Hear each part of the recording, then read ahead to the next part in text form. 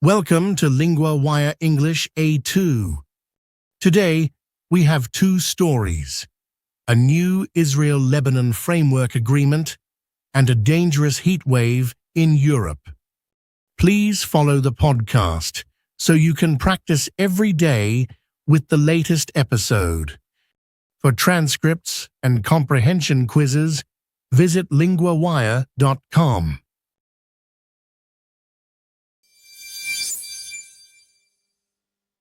Our first story is about Israel and Lebanon.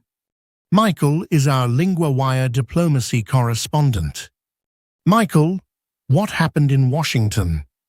Israel and Lebanon signed a framework agreement on Friday. The talks took place in Washington after several days of negotiations. The United States brokered the talks. How strong is this agreement? It is a structure for future steps. It is not the same as a full peace deal. U.S. Secretary of State Marco Rubio said it can begin a framework for lasting peace and security. What do Israel and Lebanon say in the text? They say each state has the right to live in peace. They also say they want security as neighboring states. The agreement also talks about work to release detainees and return any remains.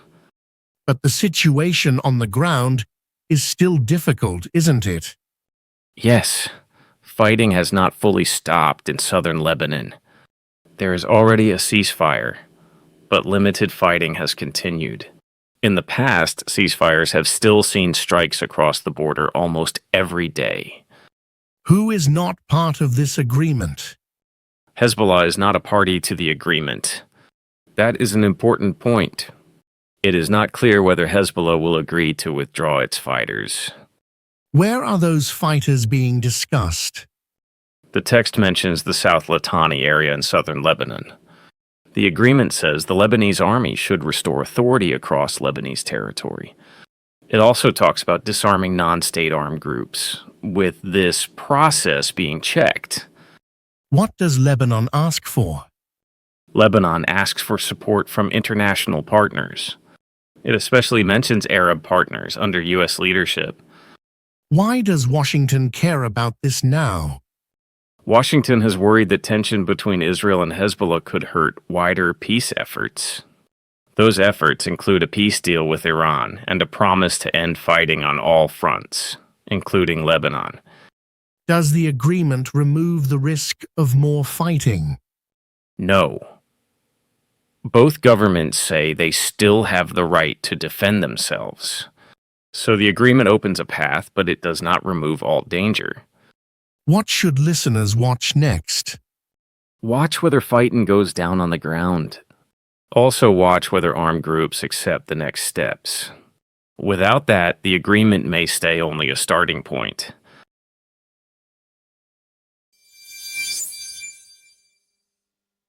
Our second story moves to Europe and extreme heat.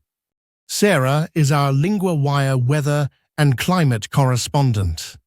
Sarah, what is the latest situation? A strong heat wave has pushed temperatures very high across Europe.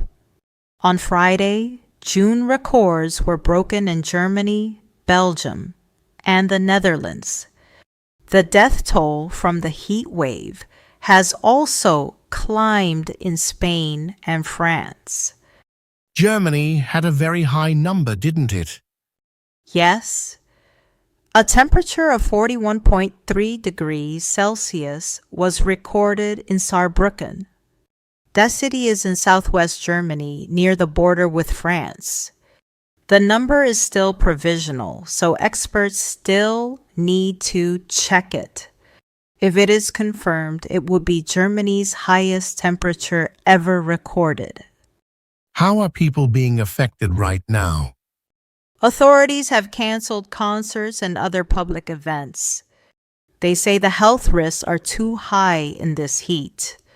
In France, the heat wave has peaked, but officials are still worried. What did France's health minister say? Health Minister Stephanie Riss said deaths at home are a special concern. That means officials are worried about people dying in private homes during the heat. How large is this heat problem across Europe? According to calculations by the AFP news agency, at least 150 million people face temperatures above 35 degrees Celsius on Friday. That number covers people across the European continent. Where is the heat moving now? The heat wave has moved slowly north and east. Very high temperatures are also affecting Belgium, the Netherlands, and the UK. Forecasters also think records could be broken in some nearby countries in the coming days. Were there effects beyond people and events? Yes. In Switzerland, the Besnau nuclear power plant took both reactors off-grid.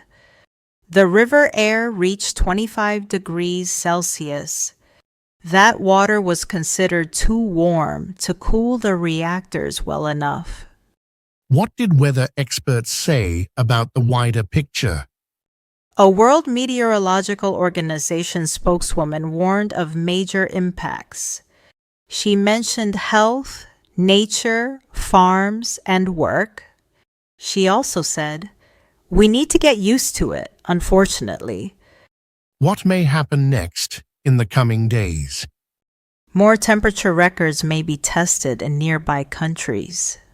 Authorities may keep canceling events if the heat stays dangerous. People in affected areas will also be watching health warnings closely.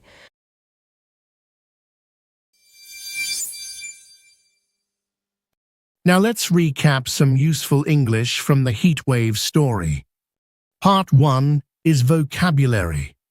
Our theme is extreme heat and safety. First word, heatwave.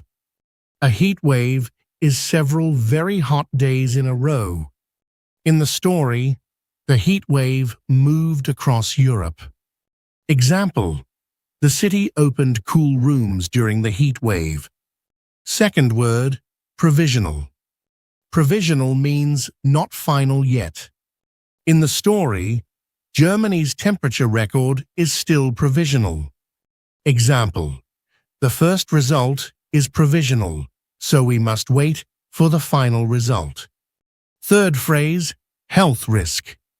A health risk is something that may be dangerous for people's health. In the story, authorities cancelled events because of health risks.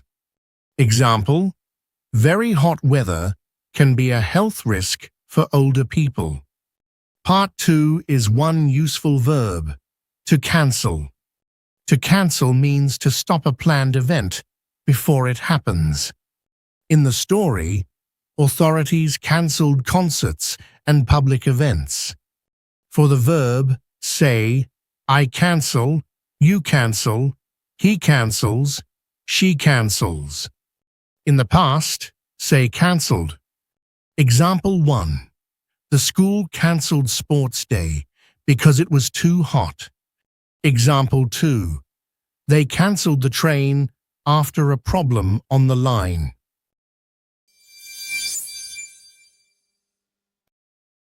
Follow LinguaWire for the latest daily episode and build your daily language habit with us.